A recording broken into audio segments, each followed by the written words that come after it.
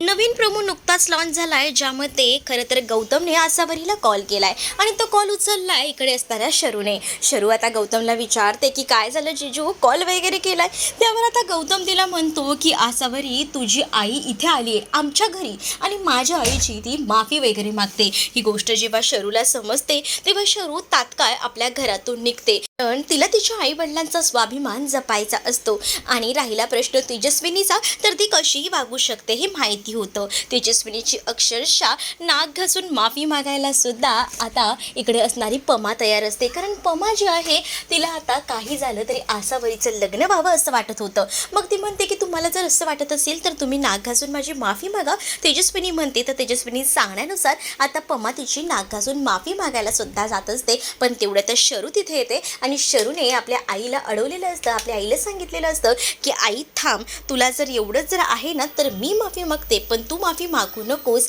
आणि असं बोलून आता ती स्वतः तेजस्विनीच्या पायाशी झुकते. पण तेवढ्यात जय जसा येतो ना तसं तेजस्विनी स्वतःला सावरते आणि नाटक करू लागते. आणि ती आता असं दाखवत असते की तिने खरंच हे सगळं लग्न ॲक्सेप्ट केलं आणि ती म्हणते की ह्या सगळ्याची काहीच गरज नाही आहे, आपण लग्न करूया. आणि ते सुद्धा एकदम धुमधडाक्यात, त्यामुळे लग्नाच्या तयारीला लागला असं जय आल्यावर ती म्हणू लागते. कारण जयसमोर तेजस्विनीचा खरा चेहरा आला तर ती भीती वाटते असते ना तिला, त्यामुळे तिने आता हे सगळं स्वीकारलेलं असतं. तर तुम्हाला हा भाग कसं वाटलाय कमेंटमध्ये नक्की सांगा. सोबत व्हिडिओला लाईक करायला विसरू नका, चॅनलला सबस्क्राईब करा.